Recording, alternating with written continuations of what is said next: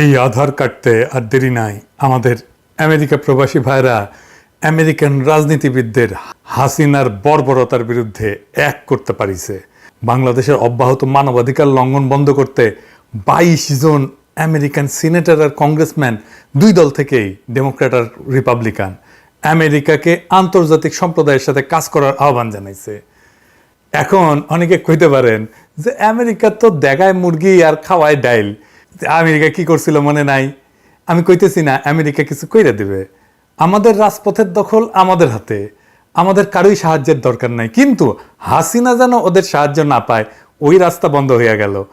আমরা হাসিনার জগৎ ছোট কইরা দিলাম। আরো ছাত্ররা সর্বাত্মক অসহযোগ ডাকছে। এই ভিডিওর পর আমি কতক্ষণ বাঁচবো আমি জানি না। লা ইলাহা ইল্লাল্লাহু মুহাম্মাদুর রাসূলুল্লাহ বলে এই কালেমা পড়ে আমি যাচ্ছি।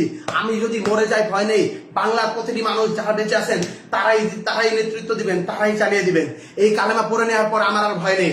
আসসালামু আলাইকুম, আমি রিফাত রশিদ, বৈষম্য বিরোধী ছাত্র আন্দোলনের পক্ষ থেকে বলছি। একটা কথা স্পষ্ট করে বলে দিতে চাই, এই খুনি সরকারের সাথে আর কোনো আলোচনা না। এই খুনি সরকারের সাথে আর কোনো আলোচনা না, আর কোনো বসা না, আর কোনো মীমাংসা না, আর কিচ্ছু হবে না। তারা প্রত্যেকবার ক্র্যাকডাউন চালিয়েছে। বাংলাদেশে গণহত্যা চালানোর পরেও আমরা শিক্ষার্থীরা যখন রাজপথে নেমেছিলাম তখন আমরা চুপ করে বসেছিলাম। আমরা কিন্তু রাজপথে খুব শান্তিপূর্ণ কর্মসূচি দিয়েছিলাম। আমাদের এই শান্তিপূর্ণ কর্মসূচিতে আবার গুলি চালানো হয়েছে। আমাদের ছয়জন ভাইকে শহীদ করা হয়েছে, এখনো অনেকে আহত, আমরা জানি না তাদের অবস্থা কি। আমরা এই খুনি সরকারের সাথে আর কোনো নেগোসিয়েশনে যাব না, আর কোনো আলোচনায় যাবে না। আলোচনার সকল দরজা বন্ধ হয়ে গেছে। এবার সর্বাত্মক প্রতিবাদ গড়ে তুলতে হবে। আমার ভাইদের রক্ত যারা ঝরাচ্ছে, বারবার করে আমার বোনের রক্ত যারা ঝরাচ্ছে, যারা জীবন ঝরাচ্ছে, তাদের সাথে আর কোনো আপোষ নাই, তাদের সাথে আর কোনো কথা নাই। এত সুশীলতার আর কোনো জায়গা নাই। এইবার একদম চূড়ান্ত পতনের ডাক দেওয়ার সময় হয়েছে, চূড়ান্ত ঘোষণার ডাক দেওয়ার সময় হয়েছে। আমরা স্পষ্ট করে বলতে চাই, খুনি হাসিনাকে আমরা স্পষ্ট করে বলেছিলাম, আপনার হাতে যেই রক্তের দাগ লেগে আছে, রক্তের দাগ মুছে নিন, তারপর আমরা আপনার সাথে নেগোসিয়েশনে যাব, আলোচনায় যাব, কথা বলবো। আপনি খুনের হত্যার বিচার করুন। তিনি বিচার করেন নাই। তিনি কি করলেন? তিনি আমাদের শিক্ষার্থীদের উপর আবারও ক্র্যাকডাউন চালাইলেন, আবারও গুলি করলেন। আপনারা দেখতে পাইছেন আজকে উত্তরায় কিভাবে ছাত্রলীগ যুবলীগের ক্যাডাররা ওপেন ফায়ার করতেছে। আজ হবিগঞ্জে আমার ভাই শহীদ হয়েছে, আজ সিলেটে আমার ভাই শহীদ হচ্ছে, আজ খুলনায় আমার ভাই শহীদ হচ্ছে, আজ লক্ষ্মীপুরে আমার ভাই শহীদ হচ্ছে, সারা বাংলাদেশে আমার ভাইরা শহীদ হচ্ছে। এই জিনিস কেন হাসিনা করতেছে? এই জিনিস ওই খুনি হাসিনা, ওই স্বৈরাচারী হাসিনা কেন করতেছে? জবাব দিতে হবে। ও পাগল হয়ে গেছে, একটা মানুষ সাইকোপ্যাথ হয়ে গেছে। একজন সাইকোপ্যাথ কিলারের হাত থেকে এই বাংলাদেশকে রক্ষা করতে হবে। এই বাংলাদেশ আর স্বাভাবিক কোনো মানুষের হাতে নাই। এই বাংলাদেশকে সাইকোপ্যাথের হাত থেকে রক্ষা করতে হবে। এই বাংলাদেশকে নিরাপদ করতে হবে। আমরা স্পষ্ট ভাবে বলে দিতে চাই, আমাদের যে 9 দফা আছে, এই 9 দফার ভিত্তিতে আগামীকাল সারা বাংলাদেশে বিক্ষোভ মিছিল পালিত হবে। বিক্ষোভ মিছিল থেকে যদি আমাদের 9 দফা কাল মেনে না নেওয়া হয়, আমরা আলটিমেটাম দিচ্ছি, পরশুদিন থেকে, রবিবার থেকে সারা বাংলাদেশের সর্বাত্মক অসহযোগ আন্দোলন। স্কুল চলবে না, কলেজ চলবে না, আদালত চলবে না, আইন চলবে না, ব্যাংক চলবে না, কিচ্ছু চলবে না। সবকিছুতে সর্বাত্মক অবরোধ, সবকিছুতে সর্বাত্মক অসহযোগ আন্দোলন চলবে। সবকিছু বন্ধ করে দেওয়ার ঘোষণা দেওয়া হলো। আর কোনো কিছুতেই আমাদের অবকাশ নেই। আমাদের বুকের রক্ত যারা প্রতিদিন ঝরায়, আমরা চুপ থাকার পরেও, আমরা শান্তিপূর্ণ থাকার পরেও, নিরস্ত্র মানুষের প্রতি যে গুলি চালায়, গণকে যে হত্যা করে তার গণভবনে থাকার অধিকার নাই। গণকে যে হত্যা করে তার গণভবনে থাকার অধিকার নাই। আমার ভাইদের রক্ত প্রতিদিন ঝরানো হচ্ছে। এই রক্তের হিসাব করতে পাহাড় সম রক্ত হয়ে গেছে। এই রক্তে তাকেই ডুবে মরতে হবে। তার মানে কোনো ট্যাক্স দিবেন না, অফিসে যাবেন না, অফিস বন্ধ, বিল দেবেন না, পানির দেবেন না, বিদ্যুতের বিল দেবেন না, স্কুল কলেজ বন্ধ রাখবেন, সরকারি কোনো অনুষ্ঠানে যাবেন না, কোনো রেমিটেন্স পাঠাবেন না। আর একটা জিনিস, যেটা প্রয়োজন খুবই আবশ্যিক না সেটা করবেন না। ইকোনমিক অ্যাক্টিভিটিস কমাই দিতে হবে। রেস্টুরেন্টে খাইতে যাবেন না, উপহার কিনবেন না, বিয়ে শাদী বন্ধ রাখবেন, এই সময় জামা কাপড় কেনা বন্ধ রাখবেন, এইসব কিছু বন্ধ রাখবেন মেহরবানি কইরা। তাহলে দেখবেন ইকোনমিক অ্যাক্টিভিটিস কমে গেছে। ইকোনমিক অ্যাক্টিভিটিস কমে গেলে হাসিনার গলায় ফাঁস পড়বে। গতকাল আবার সারা দেশের 4 জন নিহত হয়েছে, তার মধ্যে কিন্তু 2 জন পুলিশ। আচ্ছা পুলিশ ভাইরা একটা ভিডিও দেখেন, দেখবেন। হ্যাঁ, পুলিশ সদস্যের বউ মারা যাওয়ার পরে কি করিচ্ছে, আহাজারি করিচ্ছে, দেখেন।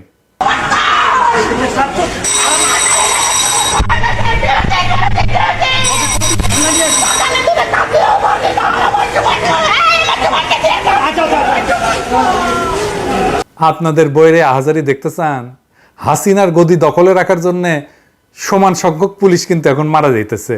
এরপরে আমাদের ছেলেরা আর মারা যাবে না, মারা যাবেন আপনারা। কাতারে কাতারে মারা যাবেন। ছাত্ররা বলতেছে অস্ত্র নেয়ার কথা, শুনেন। সরকারকে আমার একটা প্রশ্ন, আমরা যদি আমরা তো হাতে অস্ত্র নেই নাই, আমরা খালি লাঠি আর ইট নিয়ে নামছি, আপনারা tear shell, rubber bullet, original bullet, বোমা, যে যা পারছেন রাইফেল নিয়ে নামছেন, আমাদের হাতে যদি অস্ত্র ওঠে আপনারা কি বাঁচবেন? ওদের মাথায় চিন্তা আসছে আপনাদের অস্ত্রই কেড়ে নিবে, কেড়ে নিয়ে আপনাদের জয় বাংলা করে দিবে। কেন করতে পারবে সেই আলাপ পরে করব। তবে এই যে ঠোলাদের, হাসিনার ঠোলার গুলিগুলা সব পুড়ে গেছে, কিনবার পারিচ্ছে না। শুনেন, কথা শুনুন।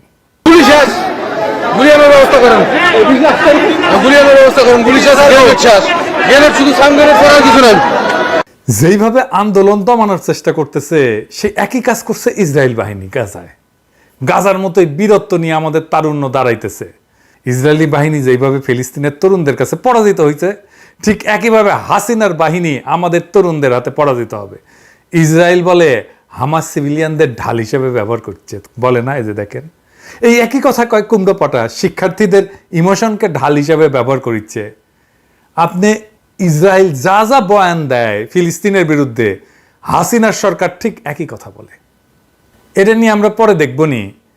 দেখেন ওদের অবস্থা কিরকম, কারো কোনো হুঁশ নাই। নিজেরাই বলছে যে সহিংসতা করলে গুলি, দেখা মাত্র গুলি, তাহলেই বলিছে না।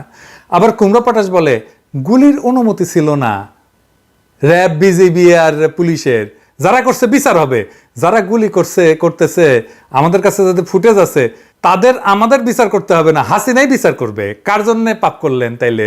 যার জন্য চুরি করলেন সেই বলে চোর। এখন নিজে বাঁচার জন্যও আপনারে বলি দিবে। ওই যে মোহাম্মদ বিন সালমান ওই যে ইয়ে করেছিল না, জামাল খাশোগিরে অর্ডার দিছিল না যে সৌদি এম্বাসির মধ্যে নিয়ে গিয়ে জয় বাংলা করে দেওয়ার জন্যে? হ্যাঁ, যারা করেছিল তাদের প্রত্যেককে সালমান ফাঁসিয়ে দিছে। আবার ওই খাসগির পোলারে ডাইকাই না মায় কান্না কান্দিছে। ঠিক একইভাবে হাসিনা যারা গুলি করছে, যারা ছাত্রদের মারছে, তাদেরকে ফাঁসি দিবে। আর শহীদদের পোলাদের আইনা কান্নাকাটি করে নাটক করবে। করতেছ তো, দেখেছেন না? আমার বাবা হারিয়েছে, তাদের কষ্ট আর কেউ না বুঝুক, আমি তো বুঝি। কারণ আজকে এই আগস্ট মাস, আমি তো সেই বাবা, মা, ভাই সব হারিয়ে। আজকে ছাত্রলীগ কি করেছে একটু দেখে নি, বুঝে নি। আজকে ছাত্রলীগ অত্যাধুনিক অস্ত্রশস্ত্র নিয়ে নামছে ঢাকায়। বাসায় বাসায় গিয়া ছাত্রলীগ আক্রমণ করছে, এমনকি ছাত্রীদেরকেও।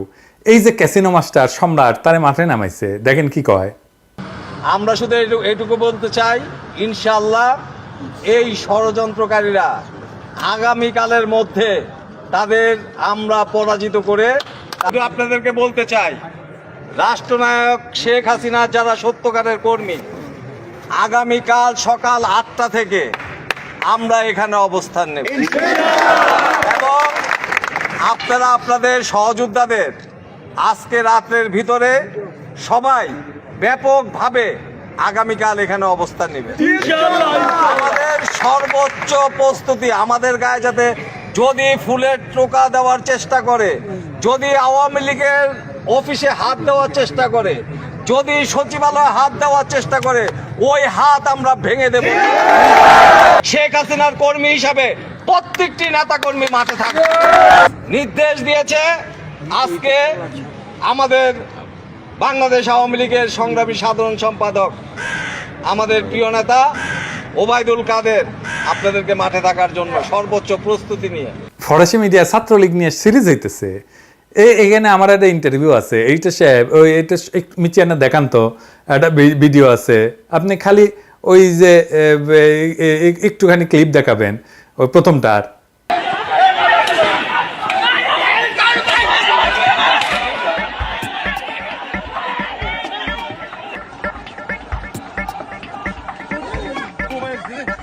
প্রকৃতি বা চেহারা আপনাদের কোনো কিছু ভুলে থাকে।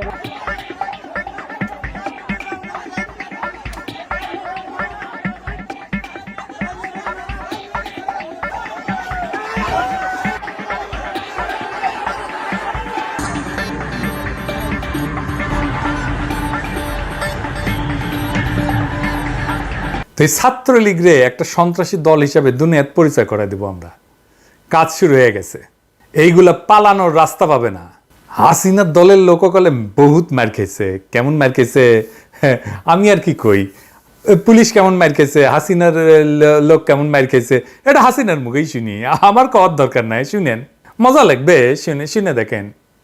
মেয়ে হয়ে মেয়েদের উপর যে টর্চার, ঠিক পাকিস্তানি আমলে পাকিস্তানি হানাদার বাহিনী যেরকম টর্চার করছে, ঠিক সেই ধরনের টর্চার করলো মেয়েদের উপর। মুক্তিযোদ্ধা সন্তান বা ছাত্রলীগ করে, ছাত্রলীগ করতে পারবে না, তাদের উপরে জুলুম অত্যাচার। এক মেয়েকে 100 বার উঠবস করালো। এদের হাত থেকে সাধারণ মানুষ, ছাত্র, যুব আর আওয়ামী লীগের নেতা কর্মী থেকে শুরু করে কেউই তো রেহাই পায়নি। আর সেই সাথে সাথে পুলিশ হত্যা করে, শুধু হত্যা না, কিরকম বিভৎস দৃশ্য আপনারা দেখেন, যে হত্যা করে তাকে ঝুলিয়ে রাখা হলো, পা বেঁধে উপর দিকে মাথা নিচু করে। আমাদের গাজীপুরের যে কর্মী দলের, তাদের তো মেরেছেই, হাসপাতালে চিকিৎসা নিতে গেছে, সেখান থেকে বের করে নিয়ে এসে পা গাছের সাথে ঝুলিয়ে রেখে তারপর তাকে গুলি করা হয়েছে। তো পুলিশের উপরে আক্রমণ, কত গাড়ি পুড়িয়ে দেওয়া হয়েছে, র্যাবের গাড়ি চালাচ্ছে তাকে যেভাবে মারা।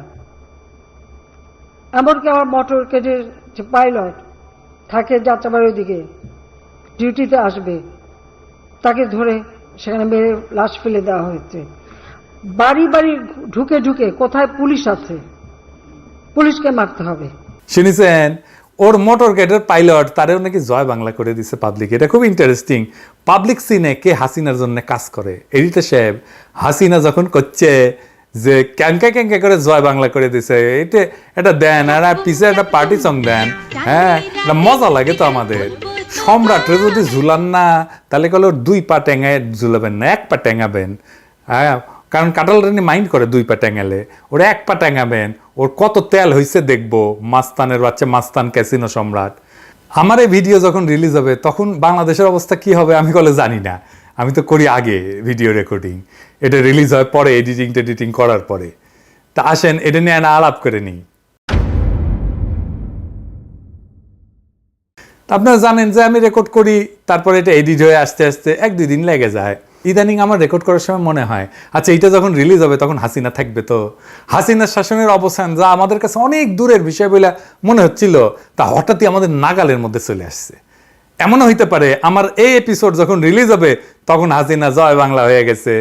এখন থেকে এটা আমি কবু যে এই এপিসোড যখন দেখিচ্ছেন তখন হাসিনা জয় বাংলা হয়েও যাইতে পারে। তবে যাই হোক, হাসিনা সম্ভবত জরুরি অবস্থা ঘোষণা করতে যাচ্ছে। ওই যে দেখেছেন না, কালকে ইয়ে করবে, একটা মিটিং ডেকেছে সেনা প্রাঙ্গণে, পারবে কিনা জানি না, কারফিউ দিয়ে কিছু করতে পারে নাই, আবারও উদ্দীপ্ত হইয়া ছাত্ররা মাঠে নামিছে, দেখেছেন তো।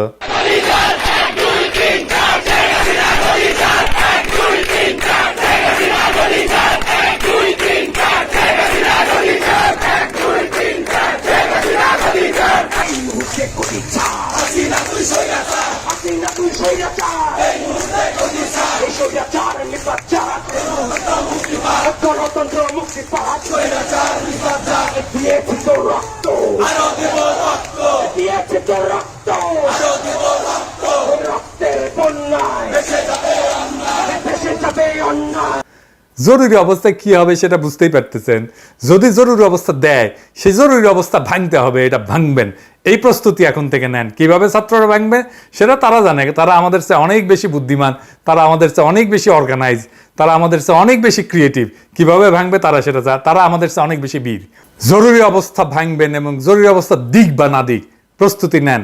ঢাকায় আমাদের গণভবনের দখল নিতে হবে, ওইটাই ক্ষমতার কেন্দ্র। ওইখানে যেদিন যে আমরা বসতে পারবো আর শেখ হাসিনাকে পাশে লাথি দিয়ে বের করে দিতে পারবো, সেই দিন আমাদের বিজয়। সারা দেশে অভিভাবকরা নামতেছেন, ঢাকায় অভিভাবকরা নামতেছেন, কিন্তু আরো বেশি নামতে হবে। ডিওএইচএস এ নামছেন অবসরপ্রাপ্ত সেনা কর্মকর্তারা, অন্য এলাকাতেও নামেন। বীরের মতো লড়তেছে আমাদের সন্তানেরা, তারা আহ্বান জানাচ্ছে। দেখেন, বৃষ্টি হোক, ঝড় হোক, তুলি হোক, ভারতীয় সেনাবাহিনী হোক, রুখে দাঁড়াবো। এবার রুখে দাঁড়াবে জনগণ, জনগণ সমস্ত ভারতীয় সৈনিকদের রুখে দাঁড়াবে, এটি কোনো ব্যাপার না। এই আহ্বানে সাড়া দেন।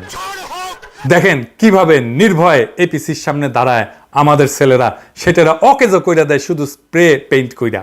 দেখেন,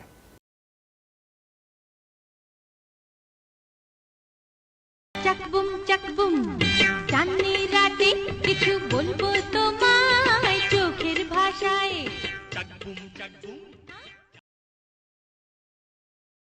চাকবুম চাকবুম চাঁদনি রাতে কিছু বলবো তোমায় চোখের ভাষায়।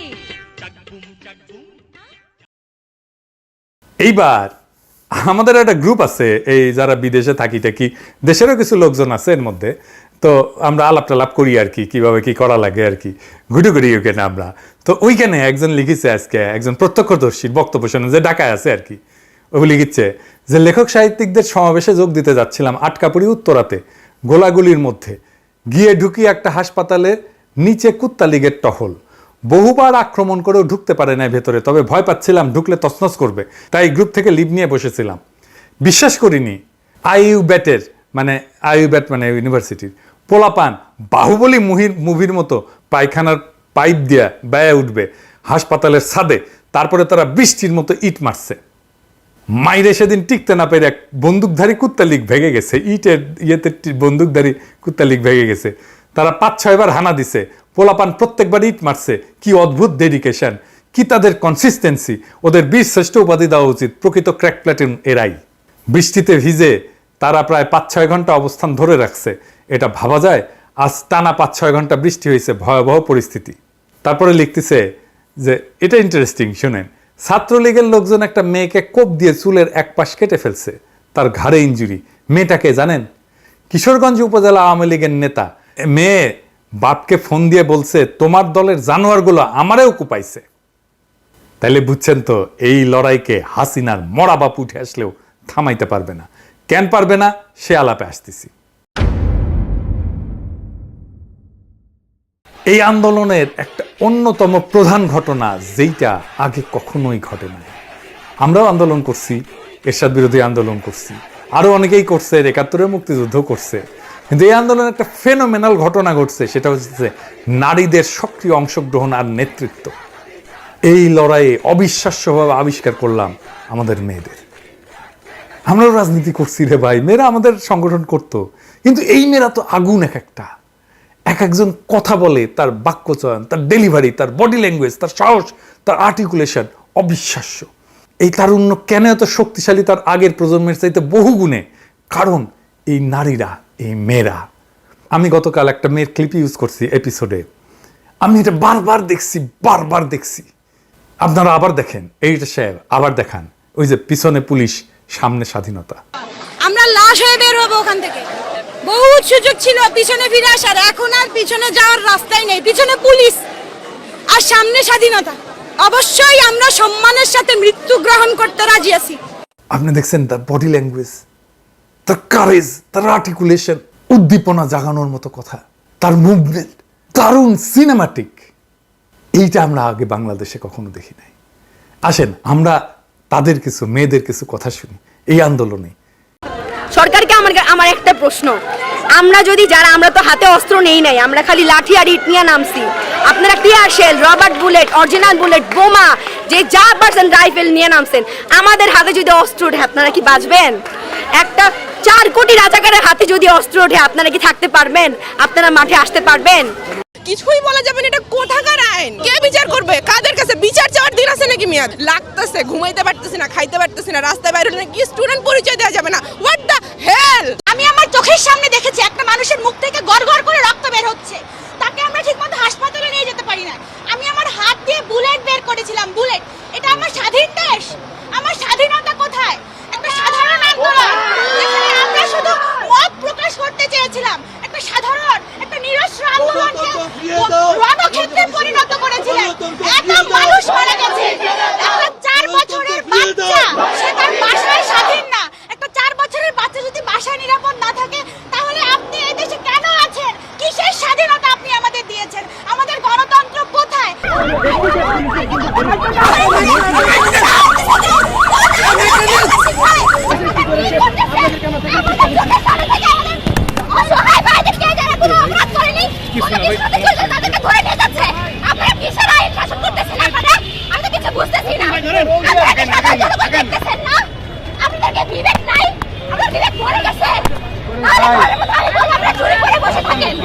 বাবাকে বলে আসছি আজকে যদি মরে যাই আমার লাশটা যেন রাস্তা থেকে কেউ না তুলে। আমরা নারী শিক্ষার্থীরা কেউ ঘরে বসে থাকবো না, সবাই বের হয়ে আসবে। ন্যাশনাল ঢাকা কলেজ বিশ্ববিদ্যালয় এখন এক হয়ে যাবে। সহিংসতা ছড়িয়ে আমাদের মধ্যে ভয় ঢুকানোর চেষ্টা করছে, কিন্তু এটা হবে না, বৃথা যাবে। বাংলাদেশের 90% শিক্ষার্থী আর 1% হলে সন্ত্রাসের চান্স পাইবো? মাত্র বিরিয়ানির লোভে এরা এখানে আসে। এই ছেলেটা পাস করছে, এই ছেলেটা পড়াশোনা করে। সবাই কোটার পুলিশ, সবাই কোটার পুলিশ। শুধু নিজেদের কথা আমি আপনার বিশ্ববিদ্যালয় জানতে পারি, আমি কি আপনার বিশ্ববিদ্যালয় জানতে পারি? আপনি কি বোবা? আপনার বিশ্ববিদ্যালয় আমাদের বিশ্ববিদ্যালয়, ঢাকা বিশ্ববিদ্যালয় পড়তেন আপনি? আমরা মরতেও এখন ভয় পাই না, আমরা কিছু বলতেও ভয় পাই না। আমরা যদি ফিরতো না যাই বাসায়, আমাদের কিছু যায় আসে না। আমি কি জামায়াত শিবির? তাহলে আমি তো কোনো রাজনৈতিক দল করি না, আমি বাম করি না, ডান করি না, আমি আওয়ামী লীগও করি না, বিএনপিও করি না। আমি যাবো, আমরা যদি লাস্ট পর্যন্ত একজনও বেঁচে থাকি, আমরা একজনও মাঠে নামবো, একজনও রাস্তায় দাঁড়াবো। মাথা ফেটে গেছে, রিক্সাতে যাচ্ছে, আহত, বলতে চায় তোমরা আমাদের মেয়ে, আমার মেয়ে এখানে পড়ে, ওরা তোমাদের নিরাপত্তার কথা আমরা চিন্তা করি। নিরাপত্তার কথা যদি এত চিন্তা করলো, এতগুলা মানুষ কিভাবে মারা গেল? শুনেছেন? এই প্রজন্ম বাংলাদেশকে কোথায় নিয়ে যাবে আপনারা কল্পনাও করতে পারতেছেন না। বাংলাদেশের সামনে এখন অফুরন্ত শক্তি আর বিপুল সম্ভাবনা। হাসিনা কিছু না, হাসিনা এমনি যাবে। তারপরে যে দেশটাকে গড়ে তুলবো, এরা গড়ে তুলবে। এবার দ্বিতীয় কারণে আসেন। শহীদ আবু সাঈদ, সে যে মহাকাব্যিকভাবে জীবনটা দিল বীরত্বের সাথে, বাংলার তরুণদের সামনে সে বীরত্বের একটা দুর্দান্ত স্ট্যান্ডার্ড সেট করে গেছে, নির্ভয়ে বুক পেতে দেওয়া বুলেটের সামনে। আজকের সব তরুণ এই বীরত্বকে অতিক্রম করে যেতে চাইবে। এটাই নেচার, এটি তারুণ্যের স্বভাব। তারুণ্যকে আপনি ঠেকাইতে পারবেন না। সে একটা আইকন দেখবে এবং সেটাকে সে অতিক্রম করে যেতে চাইবে। তাই দেখছেন রাজপথে একইভাবে বুক পেতে দিতে অসংখ্য তরুণকে আর্মির বন্দুকের সামনে, পুলিশের বন্দুকের সামনে। এই তারুণ্যকে ঠেকানোর ক্ষমতা হাসিনার নাই। আমি এপিসোড শেষ করি একজন শহীদের গল্প দিয়া। আজকে আমি গল্পটা বলবো না, শোনেন শহীদের বাবার কাছেই। পুলিশ যে আন্দাগন্দা গুলি করছে, অনেক বাসার কাছের গ্লাসও গুলি লাগছে, ওয়ালে গুলি লাগছে। তো আমার ছেলেটা ওই দোকানের সামনে খাড়া ছিল, আমার ছেলের এই কপালের এই জায়গাতে গুলি ঢুকে দিক দিয়ে বের হয়ে গেছে। বাপের বাড়িতে ঘরের ভিতরে দরজা লক করে গলার মধ্যে ফ্যানের সাথে রশি লাগে সুইসাইড করছে। দুইটা ফ্যামিলি ধ্বংস হয়ে গেছে। আমার ছেলের বউ, আমার ছেলে। আমি আজকে 8.5 বছর দেশের বাইরে থাকি আমার ছেলে মেয়ে মানুষ করার জন্য। আমি একজন রিমিটেড যোদ্ধা। আমাকে আজকে আমার ছেলের লাশ উপহার দিছে এই দেশ। আমার তো এখন সব স্বপ্নই শেষ। আমার ছেলের একটা হাত চাইতো, একটা পাও চাইতো, আমি ভিক্ষা করে খাওয়াইতাম, রিক্সা চালাই খাওয়াইতাম। প্রিয় প্রবাসী ভাইরা, আপনারা শুনলেন তো আমাদেরই এক ভাইয়ের কান্না।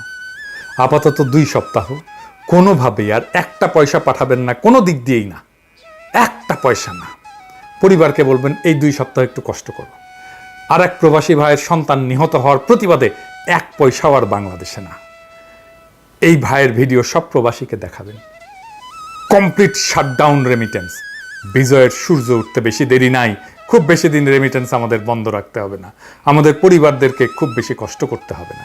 রাত পোহাইতেছে। ইনকিলাব জিন্দাবাদ।